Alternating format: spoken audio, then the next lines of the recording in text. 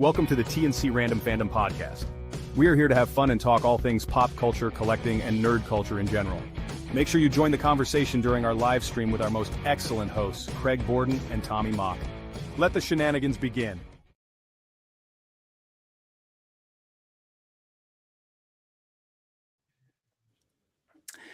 Good afternoon, everyone. Tommy here for the T C Random Fandom podcast.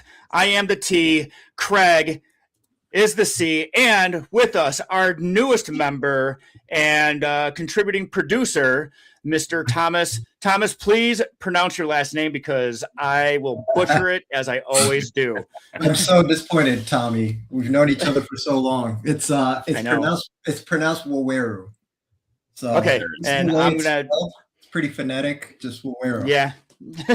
All right. So Thomas is one of our newest members, or actually is our newest member, and he is going to be a contributing member, a host. But with me, as always, is our good friend Craig Borden, and today we are going to discuss the 16-bit wars between the Sega Genesis and the Super Nintendo, both systems in which I had as a kid, because I grew up with a man who also was a gamer. So any type of gaming system that was out there, we had it, from Atari 2600 to the Commodore 64 to just about anything. But today specifically, we are going to talk about that 16-bit war and the newest gaming mascot that we had ever seen before, which was Sonic the Hedgehog, which my daughter, Jocelyn, was a huge Sonic the Hedgehog fan. So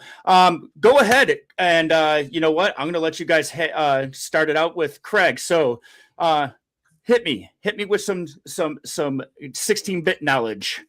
No, or I do I shout Sega into the microphone because it was just one of those things. When we all just stumbled onto this topic the other day, I was like, oh my God, that is something that's just so 90s, so nostalgia, so just all things video game nerdy crammed into one conversation. And there's great, to your point, great characters, great games, and it was a legit war. Super Nintendo was coming out. Nintendo was going to rule the world after the NES brought video games back together. And, you know, this is after all the video game crashes and literally burying, you know, cartridges in the El Paso / Albuquerque desert, Tommy, where you and I had spent way too much time. But it was that next level. So it was great to see somebody come and push Nintendo to the boundaries that they did. And I remember the biggest things were the ad campaigns right up front. It's okay, great. They didn't have the Sonic wasn't right there right when it all started. It was a slow evolution into that whole piece. And it was, well, Nintendo's got this, but Nintendo won't do that. So it was, we got what Nintendon't was always the ad campaign for the beginning of it.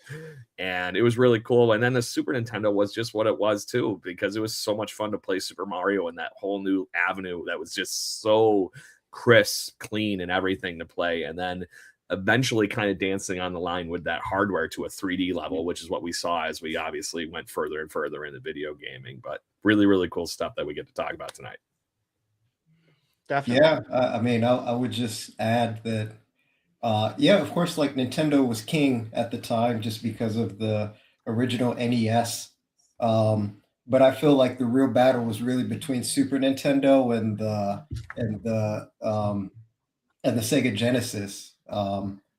So like Tommy, I also had both consoles, but like for me, and I'm sure we'll talk about this, but like Sega was just a little edgier, you know, like the games were a little bit more violent, you know, the music was a little bit edgier. And to me, it sounded a little better.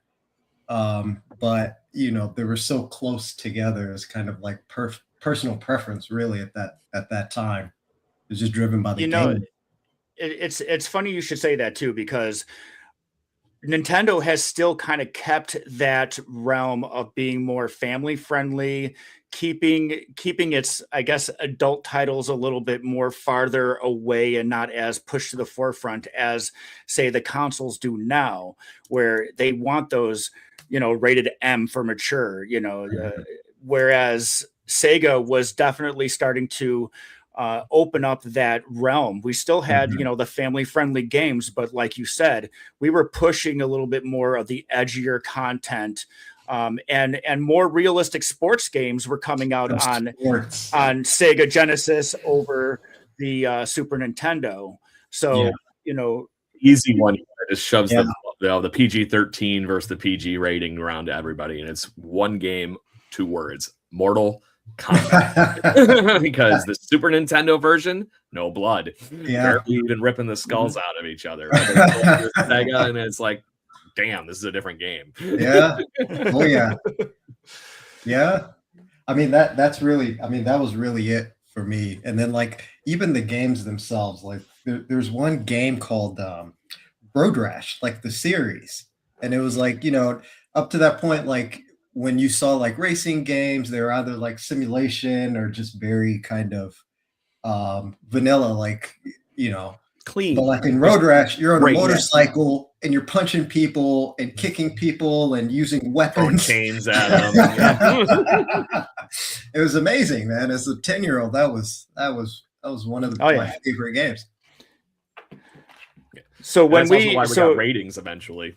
Exactly. Yes, because again, as Craig said earlier, it was everything that Nintendon't. It was everything that they did, and that's what I think put them in a very good position to, start moving forward. But again, we had to, I think Sega really was missing one thing that Nintendo had. It had a catalog of publishers. It had a catalog of characters that it could pick and choose. Mario becoming pretty much the mascot of Nintendo, whereas Sega... Right, exactly. So as we were pressing on, and Sega finding that that mascot, which would eventually become Sonic the Hedgehog in 1991, so it seemed like when Sonic came out, it was a side scroller, just like Super Mario Brothers. However, it was much faster. It had much more game, mechanics to it.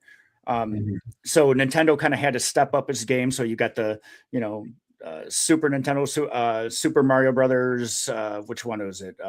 3, I believe it was.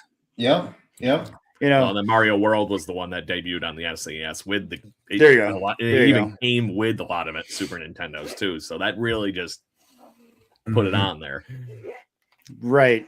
So Thomas, tell me about your what was your favorite portion or part of Sega? Because you said you were the Sega guy. So obviously you drew the line in the sand and you're like, you know what? I'm going Sega all the way, even though it kind of like was the VHS versus Betamax kind of war there. So tell me, what was it that put that console on, above and beyond SNES? Yeah, and really it was something you mentioned at the very beginning, which was like the sports games. So like early on, like EA like just, I think, started on the Genesis, didn't start on the Genesis, but really kind of a fun story for a whole nother day too, because that was literally Nintendo wouldn't let them come and play. Literally. Exactly. and all the Maddens and like even back in the day, like the Tecmo Bowl was great, but like I think once Genesis started going all in on sports, that's kind of what just locked me in, like the football games, the soccer games, the hockey games. If you remember NHL, I'm sure you do, Craig. That's probably right up your alley. I don't know what would give you that idea, Thomas. Go but like, man, and NHL, I'm telling you, growing up, like that game sold so many consoles, at least, where I'm from in Ohio, where there's, hockey is a huge thing here. And like, you could, in a sport, you could fight in that sports. It was the only sports game at the time where it was like somewhat realistic, where you could you're fighting people on the ice, and it's the way they did it was like really, intuitive. It was just it was the sports, Tommy, of course. And then NHL 94 with the fighting became the staple of all hockey video games that were built on from there. But because to that point, the only other game that I can think of hockey wise is Blades of Steel on the original regular Nintendo. That's one of the ones that had the weirdest little, like, they all of a sudden the guys just appeared up like almost like Rock'em Sock'em Robots and just started. Right. But it was really fun to see. Basically, you got two games for one. You could box and you could play hockey on NHL 94. Right. But then to your point, Madden stole the whole show. Oh my gosh, man. Yeah. And even the basket, like, it was just the sports. And then, and then everything just led from there. It's like, okay, now I have this, I'm going to play this console. Like, what else is on it? And then that's when, got hip to Sonic and all the other popular games, Altered Beast, Streets of Rage. Oh my gosh, Streets of Rage. Again, that was taking the Nintendo Turtles idea, the Ninja Turtles. Yeah, exactly. Really, really just cranking it up. Yeah, it was good stuff. Yeah. But Tommy, what do you got? Do you remember specifically anything in that time frame that stood out to you between Nintendo or Sega? So as a gamer from back in the early 80s and everything, just being in awe graphically. I mean, back again, the Atari 2600, you had little block people and everything, and you thought, if there was a nice movement like with Pitfall Harry, you're thinking, oh my gosh, man, this is those graphics were great. And then all of a sudden you started getting to the Atari 7200, and then you're like, oh, wait a minute, this is even better. It's gonna keep getting better. And eventually it does. It keeps moving and progressing. And then now we're starting to get more fleshed out characters, more I guess more discernible features for we can actually see faces, we can actually see more fluid movements like real life, and like you said, it became more of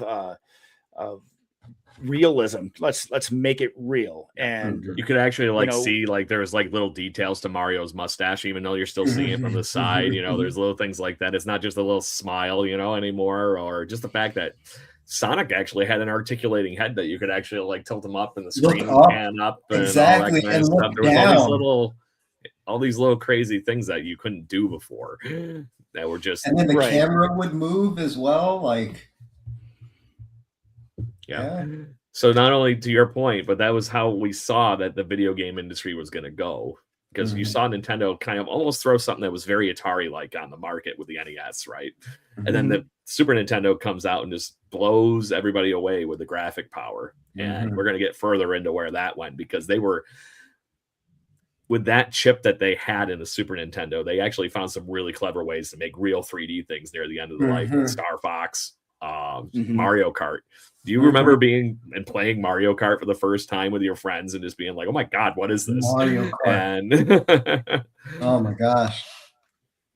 Yeah, and Craig, that's actually a really interesting point about the hardware, because I feel like that I was reading somewhere that like Sega had a faster chip, a faster CPU, but the SNES had a better graphics, had better graphics capability. So you saw like Sega making games like Sonic, which it's a very fast game, very fast gameplay, and like SNES had beautiful games like like all the Zelda games. Those were incredible, right? Like, perfect.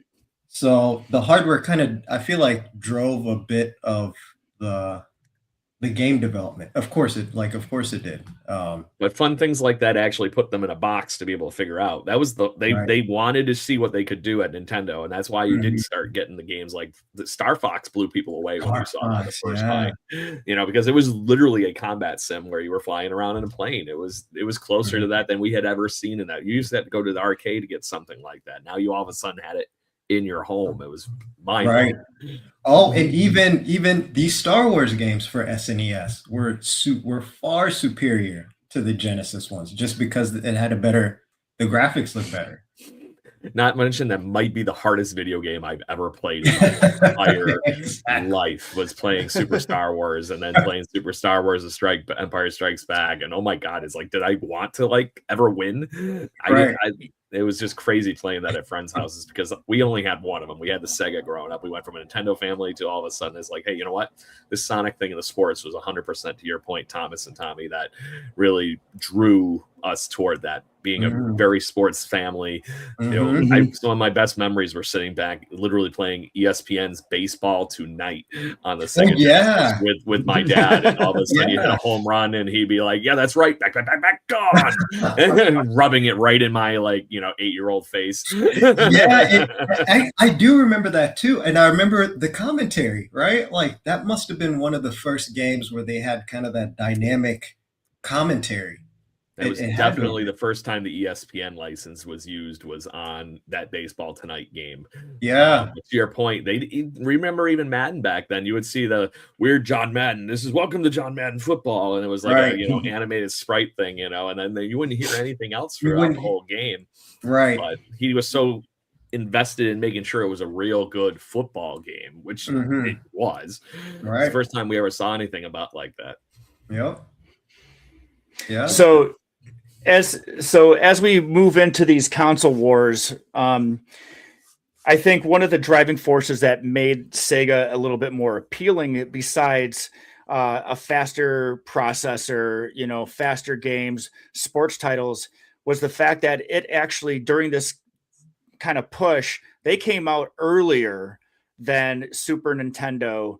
Now, what do you think that actually was something that was beneficial to them, or do you think that Nintendo sitting and waiting and developing more was a good idea? But again, as a consumer, the Sega Genesis was cheaper, and we got it before we got a Super Nintendo.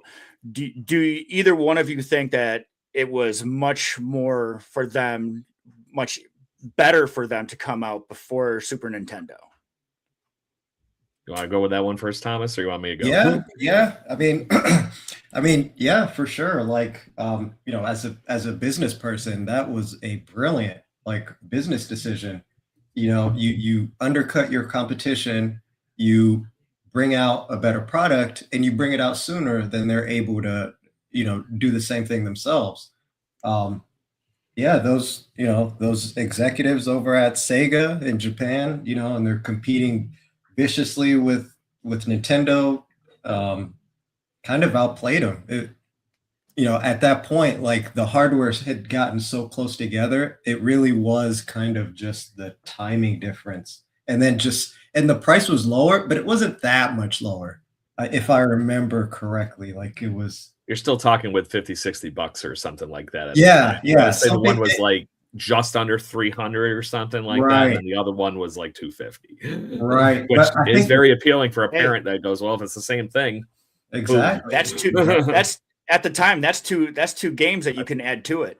Yeah. Right. That's a good point. Or grab the extra controller like we always have to do too. So Yep.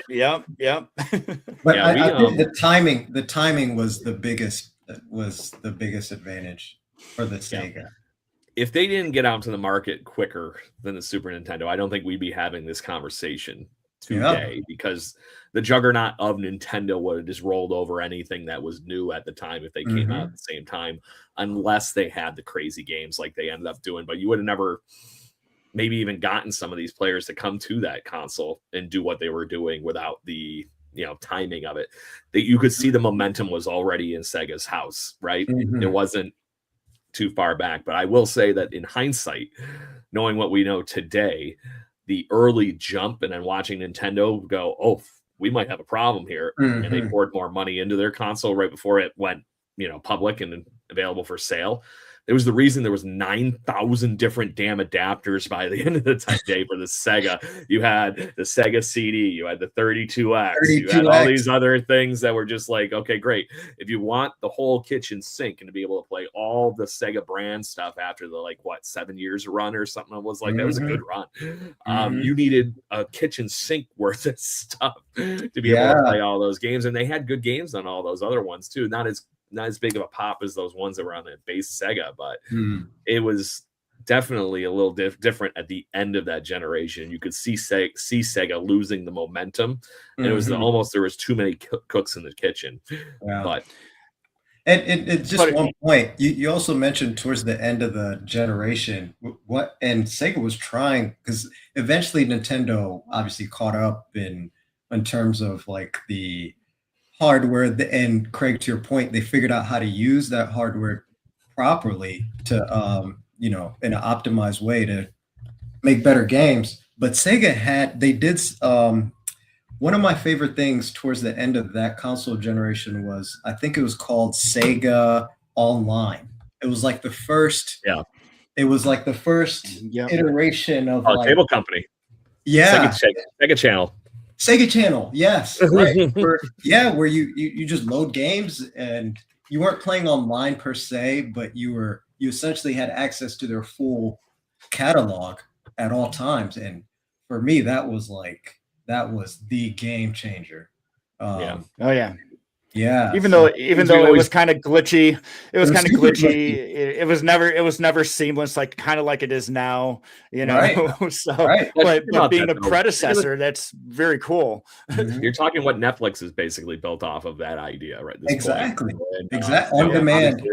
Xbox, Game Pass, Epic Games, all these other ones that you and I all get to enjoy today is built off of that idea.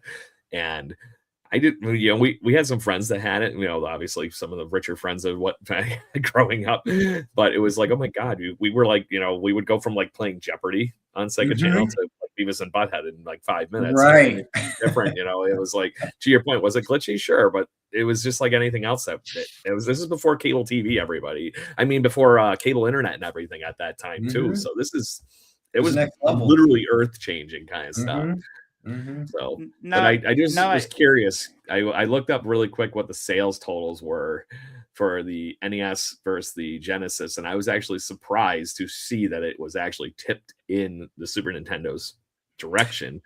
It was 49.1 million units of Super Nintendo were sold to Genesis, 30.7. They're saying that probably about 35 million in total. Wow. So I didn't realize it was that far off, because I guess at that time it just looked like this, and that's a sizable gap. But think about that. If there was no Sega Genesis, that's just $80 million or 80 million units of Super Nintendo sold to everybody. So they literally took half their market away. Yeah. Right. So I circling back to the original question about Sega coming out first, was that good? Honestly, I think it was good and bad. It was good for those initial numbers. It was a good way for them to show what they can do, but it gave Nintendo a little bit of time to see what they were doing and how they were doing it, and then kind of saying, okay, let's work on this. Let's play to our strengths. And what of our strengths? We have a ton of intellectual properties. We have a ton of different characters that we can play with. And Sega's just trying to figure this stuff out, So yes, they had all of the sports games. They had all the sports titles. And eventually, later on down the road, Nintendo will absorb Sega and its characters and all of its, intellectual properties. But the one thing, and we've kind of touched base on it, was the fact that some, even though there was a lot that came with it and a lot of, add-ons and stuff like that, those add-ons were the predecessors to stuff that we see now, like Sega CD, the first disc-based games. Were they the best games? No. I mean, I had Night Trap, and I had what was it? Sewer was it Shark or Sewer Shark? Sewer Shark. Sewer Shark was kind of fun. The I acting, remember stories. the acting in Sewer Shark was like, Sci-Fi Channel B-roll. Like it was amazing. I loved it. Right. But Do you but still that's have that copy of Night Trap? Because you might be sitting on a gold mine. Just saying. Right. but that's the thing though, is we were starting to see like actual like actors and actresses being in. Dana Plato, who played Kimberly Drummond on Different Strokes, was in the game Night Trap. Mhm. Unfortunately she did die untimely, but she was a part of that game, and that's going to be part of her legacy. But again, we saw the predecessor to online gaming. We saw the predecessor to disc-based gaming, and this was because Sega was now trying to play catch up to Nintendo's power, And pushing the and envelope. cornering Yep. and cornering the market. So even though it may not have hit the way they wanted it to, eventually Sega was the one that gave us everything that we know now, and Yeah. we use on a daily basis, or play on a daily basis. Eventually Nintendo would again beat them out and absorb all of their intellectual properties, but at the same time, they're still more family friendly. They Mhm. do have their Even Sega's went that occasional way. right, and they do, if they do have their occasional M-rated, but again, they're not, those games are not pushed to the forefront. They almost like Mhm. put them in like the back room of Blockbuster with all the X-rated movies. It's like, Mhm. Especially with Night we don't Trap. talk about this movie. But exactly, and that's exactly where we were and where we are now. Again, Nintendo being a juggernaut, but even though Nintendo has found it, has slipped up a little bit and had to play catch up, because in the console wars, as we progress, we now have Sony PlayStation and Xbox and these consoles that they are, again, they're everything that Nintendo isn't. They have the edgier games. They push to the forefront these mature games, but also push to the forefront these hyper realistic sports games that we're not getting on Nintendo. Mhm. So Nintendo is again looking at keeping working with their intellectual properties, putting Mario in the forefront, putting Donkey Kong and all of their Link Which is from smart. Legend of Zelda. It's smart. Play to those, but then again, you're also making your customer base very linear. Yeah. So I got a good one here that we honestly didn't really even talk about. This is how scared Nintendo was at one point of Sega, basically, because when you looked at what they did, the reason those console numbers are so weighted the way they are, I think, that I told you from those sales, is because they own Japan. Super Nintendo sold like effing wild in Japan, but here in the States, it was a split to the point of even just this conversation, 50-50 in this conversation, basically. And so Sega had the Sega CD come out, to your point. Nintendo was developing internally with Sony, Sega's competition, on how to develop the next gen at the time to the Super Nintendo. Guess what it had in it? I didn't know that. This is the story time. The Super Nintendo, the next version of it was going to be all CD based, and it was going to be this thing, that thing, all that, all things wonderful. Last minute, during a trade show where they were going to announce the Nintendo PlayStation, they gave them the finger to Sony, and they said, you know what, we're going to go with Philips, and that's how we got the N64. Really? That is how we got the N64. So then 5 seconds later, Sony's like, well, fine, we took all this time. We were getting paid to do the engineering on it. Screw you. And then here's the PlayStation, and it almost wrecked all of them. That's fascinating, actually. No, it did wreck all of them, right? Exactly. Reset button, right? Yeah. Yeah. That's really interesting. Was it called the Nintendo PlayStation? I'll see if I can find it, but yes, it was the Nintendo PlayStation. They were that mean that they literally put the thing to market that they were working on with them and kept the name. Interesting. It's such a just perfect little twist of the knife, and that is competition in a nutshell. And especially Japanese companies, they are cutthroat with that kind of thing, and this is exactly a great example of it. I'll find it though while we're chit-chatting here. But it's funny you should say that, because again, and being as old as I am, I remember the wars of the video cassette. VHS versus Betamax. Betamax by far was, and obviously that, I think Betamax was a Sony product.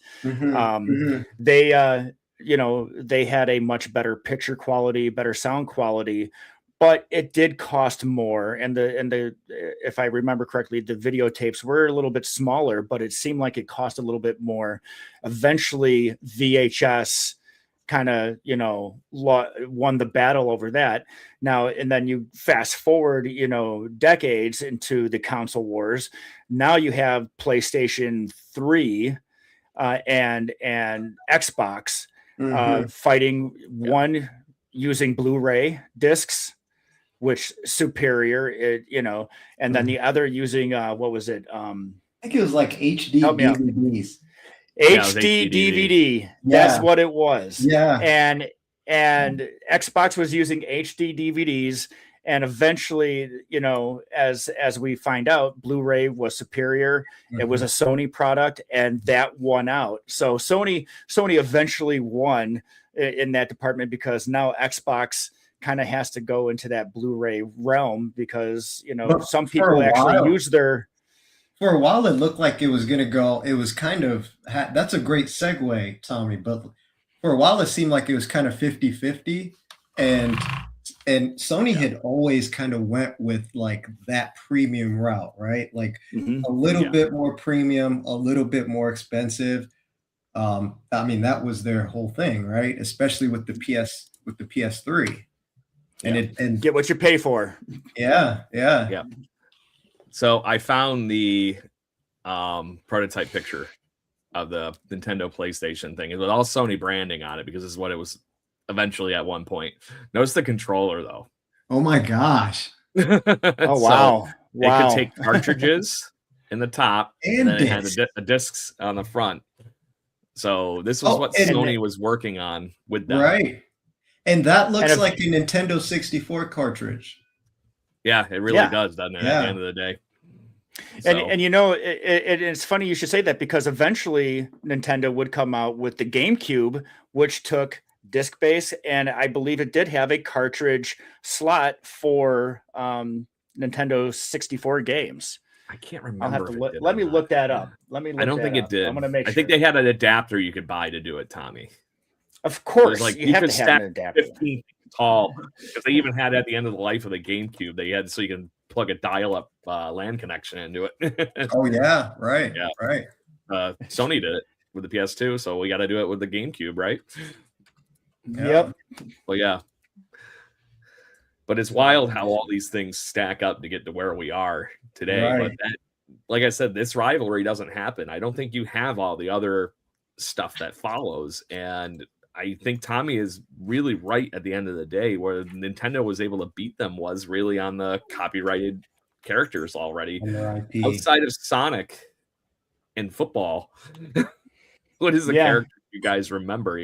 It's not Mario, it's not Metroid, Echo the Dolphin. Echo the Dolphin. Do you guys remember that? They were trying to push it. I mean, it's a good game, just not really shoved down our throats, though. Exactly. It's not really for a wide audience, right? That's a pretty niche person that I had no interest in being a dolphin in that video game, so right. The one that comes to mind, and apparently this was one that they were bricking consoles and development for it, because they power of the system just could not handle what they were trying to do from the developing on a computer and cramming it into a cartridge, and that was the Vector Man game.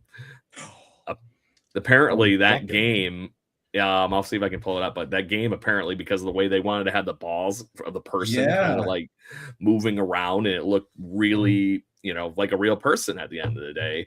And that was a very, very high paced, almost Sonic with guns kind of like game as far as and that goes, was. I'll see if I can find it.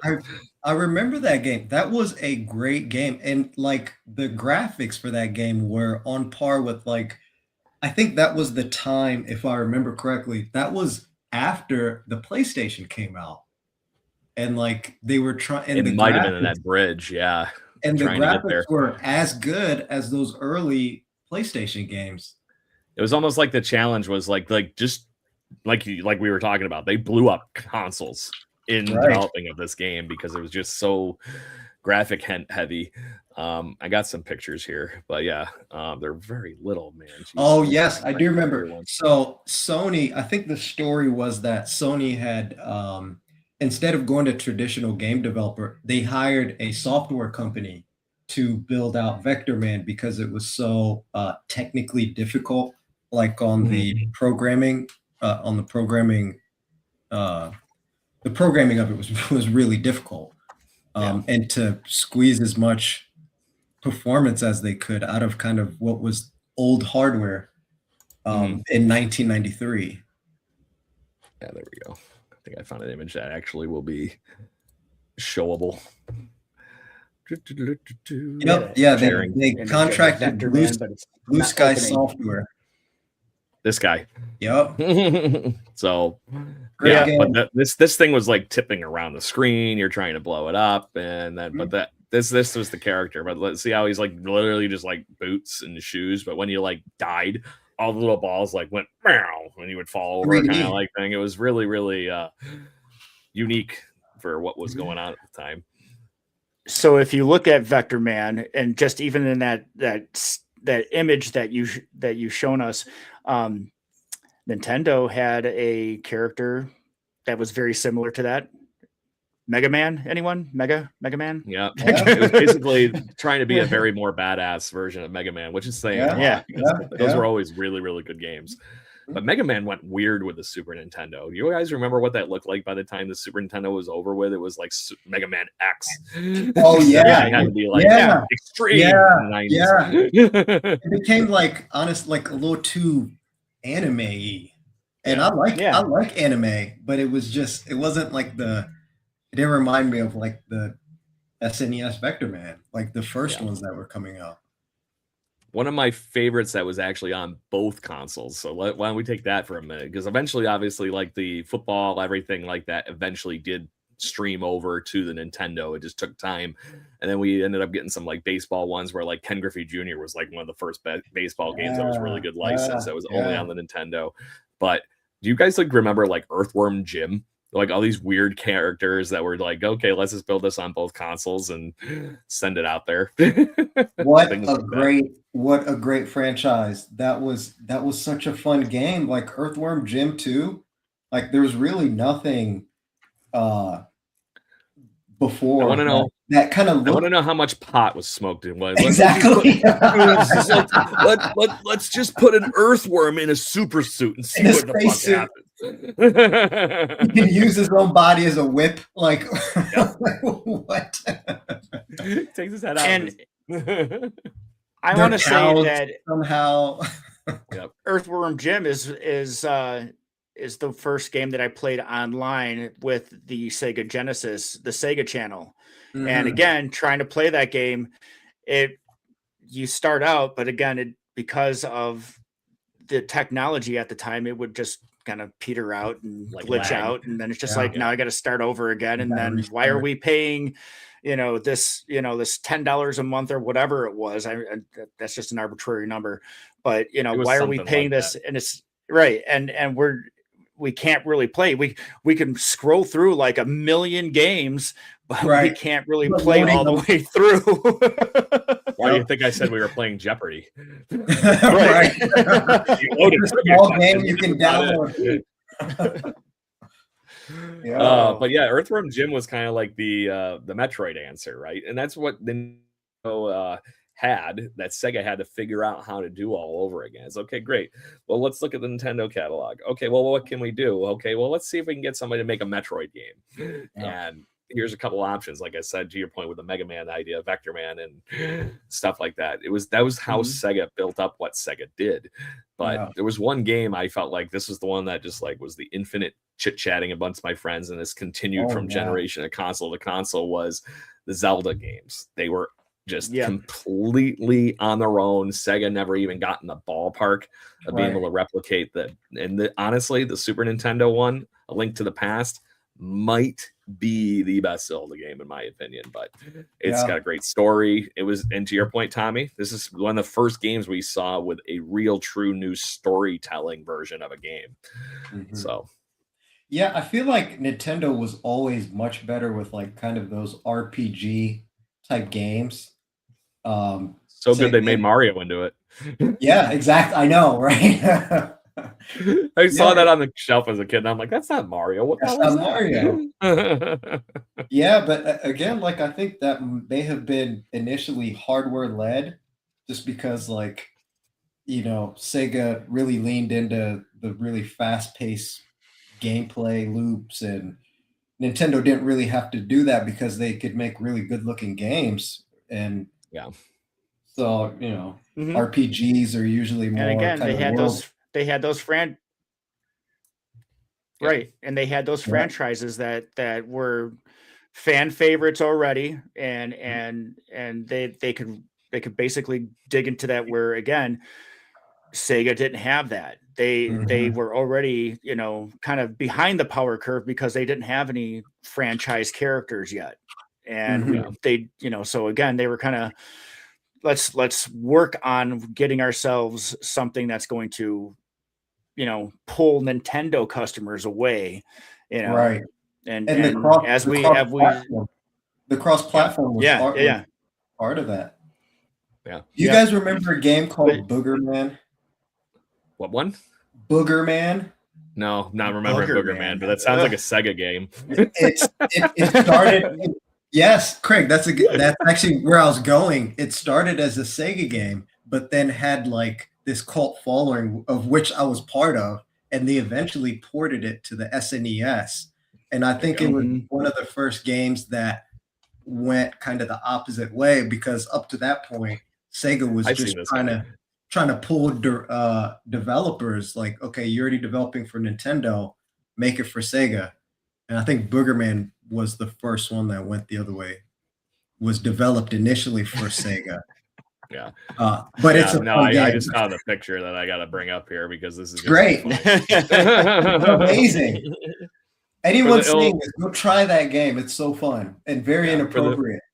Yeah, there you go. There's the piece to it. For the uninformed. I'm working on it here. 2 seconds. Here we go. Booger Man. A pick and a flick adventure. You know what? I can share. I have Yeah, down the bottom. you guys here. It's a little screen with a plus in it. Can you guys? But that was the kind of thing I thought you got in this generation too. You had that little bit of extra horsepower for the actual console, where you were Right. able to actually just start telling it to do these things. I will add you now. So Out humor. I mention all of that because it's a good rationale for why a game like Booger Man was ever made. It's because I'm going to turn the music off so you can talk. So he farts as one of his one of his weapons is a fart. The other one is a booger. You see him flicking boogers. This was one of my favorite. Just had to show that. So you weren't kidding from the tagline that it is a pick and flick adventure, because what it didn't tell me was it was going to be a gassy one too at the same time. So that was his special move, was the fart. There you go. So we got 15 minutes, gentlemen, boys. Yeah. So I was going to say, as we approach the witching hour that we have, Thomas, I will let you kick this off. As Nintendo is starting to flex its muscle and its staying power, ultimately, what do you think really was Genesis' downfall? As we start going into the next generation of gaming consoles, Nintendo's already moving forward with the Nintendo 64. What do you think Saturn really was is the next one for yeah, the Sega? But right. What do you think really it was the cause, or I should say, what do you feel stopped Sega from really moving forward in these console wars? Yeah, I mean, I think I think it was they didn't really have like a clear like progression to kind of the next generation because like they came out with the 32X, and then just briefly after came out with the Sega CD. They were still making titles for the 32X. They were still making titles for the Sega CD at the same time. They didn't really have like a coherent like, okay, this is what we're doing next. And like So Nintendo had quasi that. indecisive at the end of Right. the day, right? Right. And Nintendo had that with the 64. And then like when stuff like, Mario 60 they launched with Mario 64, GoldenEye, it was like, Mario Kart, they just kind of got lost once the N64 came out and weren't really able to recover, even though they had done brilliant things like Sega Channel. The 32X was really great. Sega CD was fine, right? They didn't have good titles. Apparently, it was really difficult to develop for. So, Yeah, I got to go back to was meant management decisions. You know what I'm saying? Yeah, Like, 32X console was good. Port the company arcade wasn't game rampant. right over to the console with the 32X, and the only one that really did that was actually successful was Tekken. Yeah, And right, that was Tekken made its debut on the 32X. right. So, or at least And the like console. Sonic and Knuckles was fine. It was just so similar to the previous ones. It didn't really Right. move the needle It was at another all. No real iteration, innovation. Yeah. Hey, we got a new character. New He's Gucci. character. Yeah, exactly. Right. Gucci's a Whereas fucking we've seen with like every iteration of Mario, there was new additions. You may have gotten new characters, but you also got new gameplay mechanics. New You got, gameplay. you New know, gameplay. yeah. Yeah. And Knuckles could climb on walls. Okay, that was great. So useful for like 0.2 seconds in the world's fastest game. Yeah, Exactly. Right. Exactly. What about you, Craig? What do you got? So I think the downfall obviously was, I think they were a little bit of a creature of a problem, their own success. To your point, all these indecisive things, they didn't expect to take over half of the market share with this Sega Genesis. And then it was a quick scramble of probably hiring people, this thing, that thing, of what to do next. And everybody had great ideas, which is why we saw all this great tech stuff that we were talking about. But the tech only drives you so much when you can't develop the console and the games. Gamers are a very creature of habit. And we're seeing the revolution, I think, going on to start already, because everybody's starting to give them the finger on what the hell is the gameplay? I don't care about the $50 DLC there, the nickel and diming me to death crap. No, it's starting to come and be shown very in fruition to why Microsoft's losing money on the Xbox, why Sony's even losing money with the current PlayStation. And I think you can trace it back down to that point where the gamers wanted the game. It wasn't about the flashy hardware. Give me something fun to play. It is meant to be an experience. It's the same as why you and I love all the pop culture stuff we go to, the movies, all these things.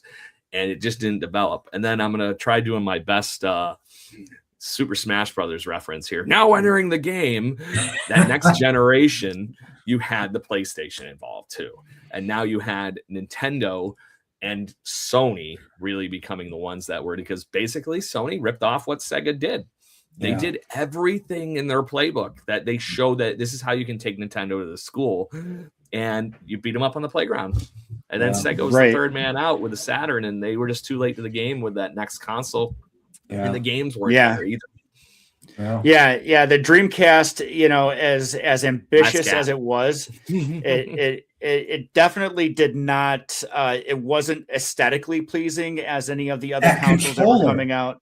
The controller was chunky. It was, It shouldn't talk. The N64 was pretty weird too. It was, but that you can get used to. And I'm glad you mentioned that, because the Nintendo 64, they revolutionized, or I should say, they retooled their thought on how their controller should be. And then, it was weird. It was like a Batman symbol, and but again, now here's the one thing about Nintendo 64 that we saw them get a little bit edgy with that. We had a South Park game on Nintendo 64. The best one.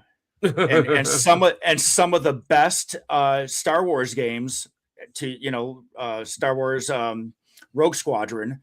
Yep. Probably one of the best Star Wars games ever made. Not to mention GoldenEye, which was actually a shooter. Right. And that's and now we're seeing, Nintendo can get a little bit more edgier.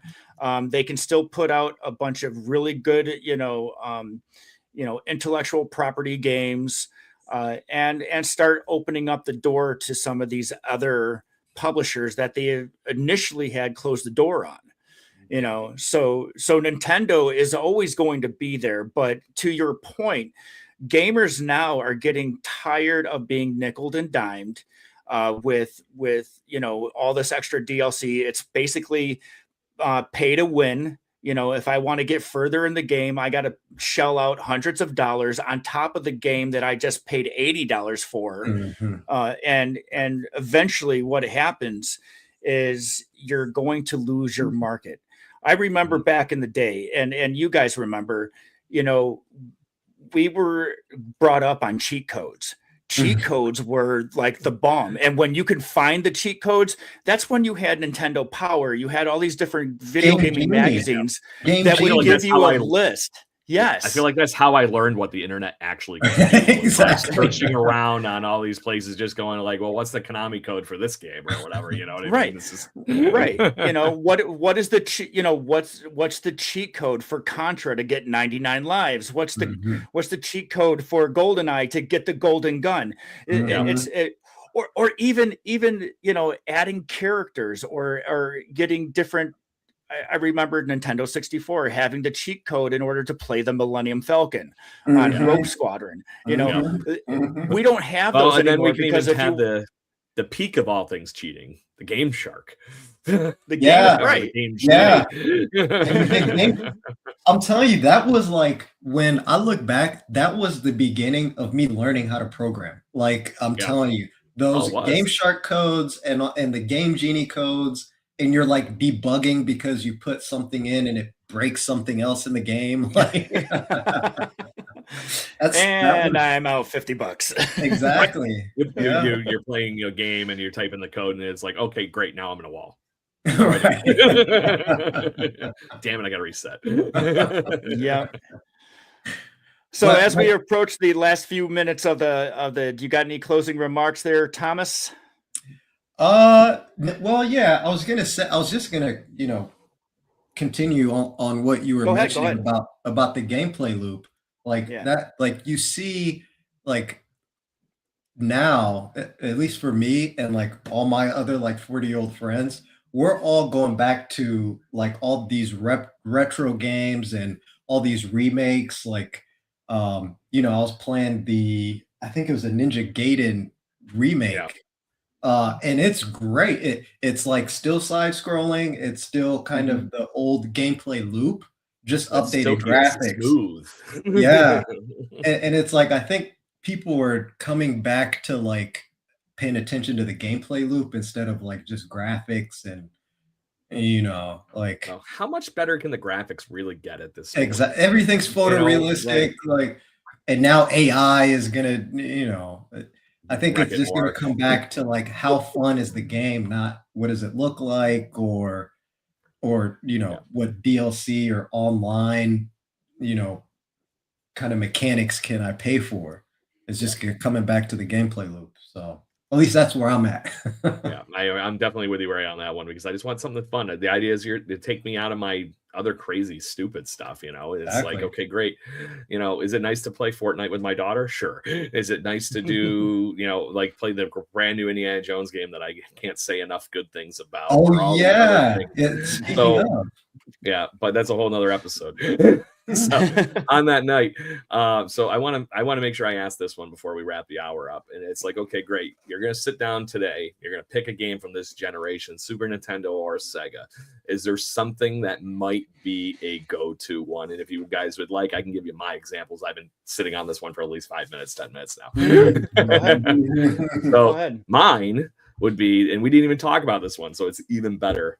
There was some of my favorite memories of just goofing around and yelling with each other, with everybody in the basement and everything at my parents' house, was just taking the cartridge of NBA Jam and sticking that right into the Sega. My God, you took mine, Craig. You took mine. So I'm sorry, maybe it's the shoes, I don't know what it but that game was just so fluid, so fun. It was the same as putting a bunch of quarters into an arcade game and hanging out with your friends and just goofing around and having a good time. No plot, no nothing, just turn the thing on and see who can have the best dunk and get on fire first. So sorry I took your stuff, Thomas. My bad. No, that was my go-to. I have tons. The sports games, of course, and I've spent so many hours in GoldenEye and Mario Kart.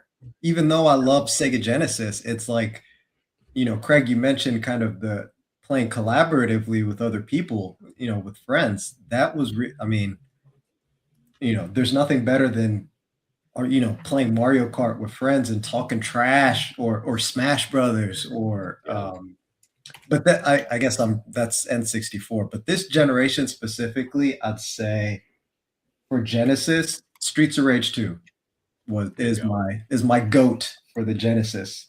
Yeah, mine just happened to be on both. Oh, it was? Yeah, that's right. Yeah, NBA Jam. But it was better. It was better on the Genesis, right? It didn't have the same feel. Right. All right, Tommy, you got one? I do. And this is a game that, we were playing in the arcades, and to actually have it ported into the house was a game changer, in my opinion. The Genesis version of Mortal Kombat. You So play, when you still were plugging quarters into arcade machines at in Chicago, was Aladdin's Castle. I don't know if there was a chain around here, but most of the arcades, but even like Pizza Hut and stuff, they would have those standalone games, and you found Mortal Kombat everywhere. It was huge. And then to have it on a cartridge in your house, and the gameplay was still the same, and you learn all the button combinations to do all the different, but even though the uppercut was still the most devastating move in the game, but this makes you fall right off that bridge. But again, to me, it was a porting games that you played from a cabinet into your living room was, in my opinion, the thing you wanted to see, because those were the games you wanted to play. Those were the games that you actually went to the mall, to play. And so now you having the opportunity to do it in your own home was even better. So I will always say, and I'll say this to the day I die, when it comes to video games, when you had a specific video game that you liked playing in the arcade and having the opportunity to play the exact same game in your home, I'll take that all day long.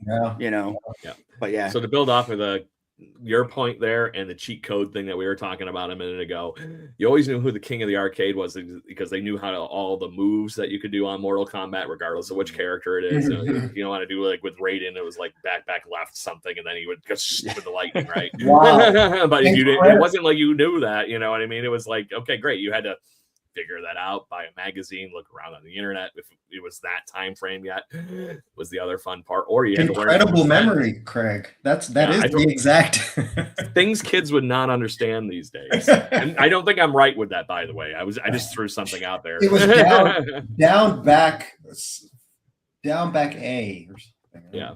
So, and then we didn't, and I know this is another future conversation for handhelds and everything, but the discussion of Super Nintendo and the Sega cannot be had without talking Game Boy versus Game Gear in the same exact time frame too. But to that point, like I said, we're gonna have to table that one for a handheld day some point. So, you want me to walk us out, Tommy, or you want to? Hey, you can up, down, left, right, BA select, start this whole thing. Nice. because I got 99 lives. Nice. There. So on that note, thank you very much, everybody. We're right at the hour, so we're going to wander off. But thank you very much for tuning into the TNC Random Fandom, which I guess is now more the TTC Random Fandom. Yeah. We'll go from there. We'll have some fun and we'll goof around. We will be back in a couple weeks. We're going to be every other week going forward from now on. So make sure until then you check us out on social media, TC Random Fandom, wherever you can find us. And we're going to talk some nerdy stuff eventually. But until then, y'all have a great day. Cheers. See you Good guys. night, everybody.